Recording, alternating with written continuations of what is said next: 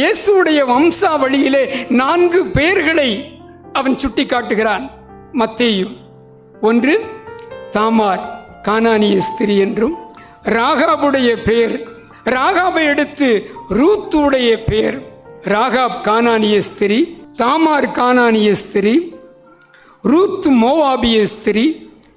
அதை அடுத்து மத்தேயு உரியாவின் மனைவியாகிய என்று பத்சேபாலை குறிப்பிடுகின்றான். பத்சேபாலுடைய பெயர் கூட இல்லை, உரியா என்ற பெயரைத்தான் மத்தேயு குறிப்பிடுகின்றார். காரணம், உரியா ஒரு ஏத்தியன்.